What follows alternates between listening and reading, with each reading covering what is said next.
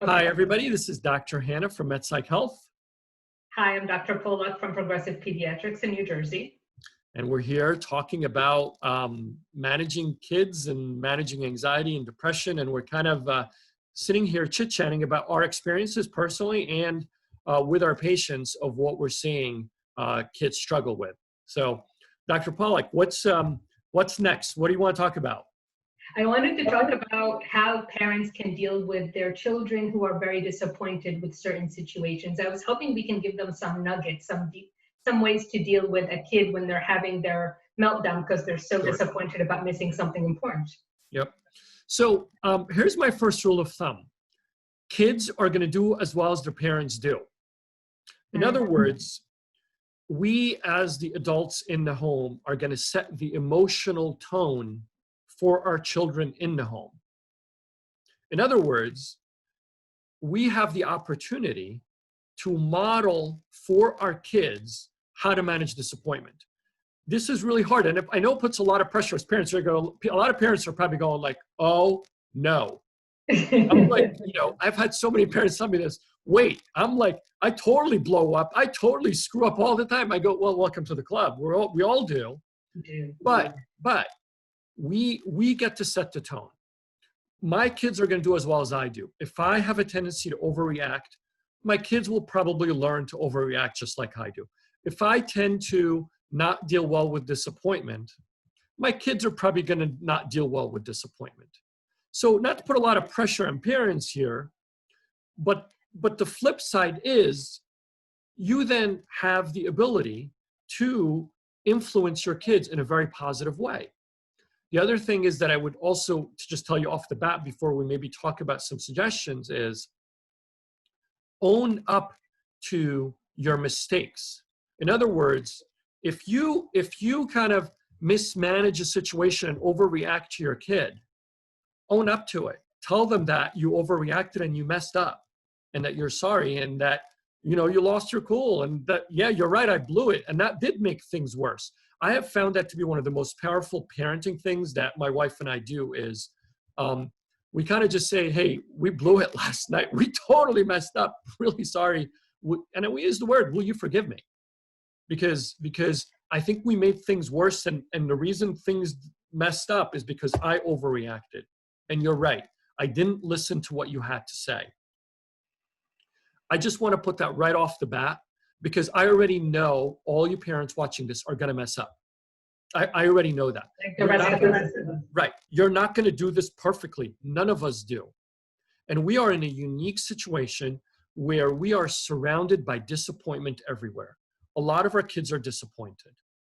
And so it is part of our roles as moms and dads to guide our kids in managing that disappointment.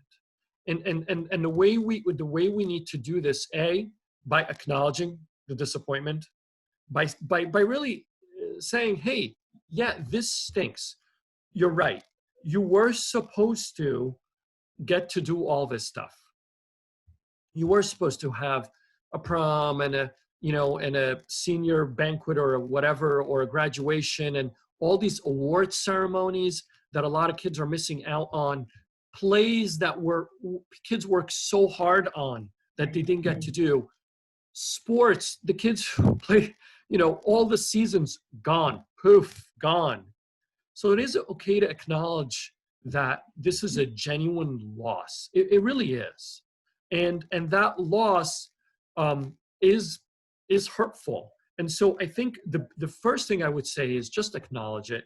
I think it's important for your kids to know that this is a true loss, and there's no way around it.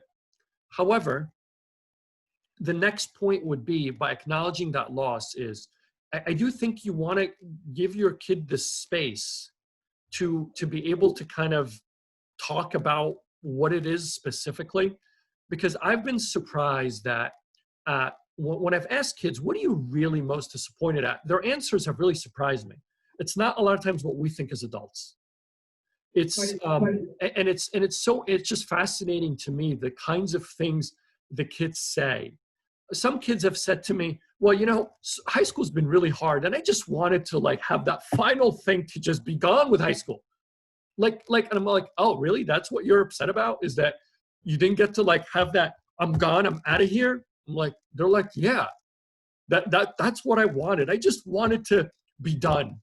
I don't even care if I see my friends. And I'm like, okay, right? And again, that's surprising, but without actually asking the questions.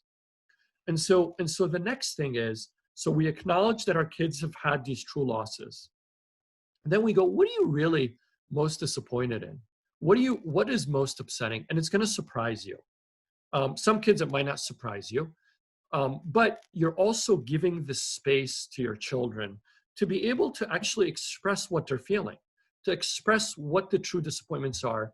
And I'm going to be honest and say, most parents never have these conversations with their kids to begin with, right? These conversations are not typically happening and have not happened. And so there's this remarkable thing here that can happen in terms of your relationship with your children as they're kind of trying to transition, maybe to go away to college in the fall, is that you're actually telling them that you're safe. What a tremendous opportunity for them to know their mom and dad are listening, they're empathetic, they genuinely are saying like they're there. There's such an tremendous opportunity for conversation that frankly never happens. Now, here's the hard part. The hard part is I want to have these conversations, right? I know some kids are not comfortable talking to their parents about many things because the relationship has not been there, right? Because these conversations happen in the context of a healthy relationship. Just like everything else we do as parents, we discipline in the context of healthier relationships. We set limits on our children in the context of healthier relationships. We guide them in the context of healthier relationships because we want our kids to care about what we have to say. If that is the case, I would actually encourage you to share about your own disappointment. I find that a lot of times when parents are open about their own disappointments and their own ways of coping with loss themselves, that leads to a natural door for kids to open up to their parents. And it's a really powerful paradigm when the parent listens, sends the message that they're genuinely invested in having these conversations, and is modeling either in terms of articulating. And again, when you do that, you're opening up the door for points that you're making and points of engagement. And so the biggest thing here is relationship, modeling for them, and acknowledging, just being empathetic. That's very powerful. I don't expect parents to be therapists to their kids, right? I don't. That's not what we're looking for. What we're looking for is that you are the most significant person in their life. They might not act like that. They might not treat you like that. They might say the opposite. The fact of the matter is you are. And you're doing that on so many different levels. And how you regulate yourself emotionally. When your kid is melting down, don't feel the need to counteract every point they're saying. Let them express themselves. Let them come down off the proverbial emotional mountain. We, and when I mean we, as in myself included, have a tendency to want to give my opinion on everything and try to fix everything for my kids. Well, what about that? What about this? Well, what did you think about that? That's not a lot of times what they need. By the way, that's true. Right. By the way, husbands, that's true for your wives too, for those of you who are listening. Don't try to make her different. Just FYI, all you men who are watching, from personal experience, sorry, a little aside there. But we fall into that trap, right? Where we want to fix everything. We want to help them in our desire to help them. A lot of times, allow them to learn to self-regulate, to calm down and just listen. You don't have to get your points in right in the moment. This is a whole, by the way, parenting strategy for kids who misbehave. It's the same concept, right? Where a lot of times we want to set our parental authority in the moment. And so many men especially say to me, my kid will not disrespect me like that. I know this is totally off topic, but it's the same concept. And I go, you can get your kids respect and be in charge, just not in that moment. And it's the same exact idea, the same exact concept, to not feel the need to fix right then and there.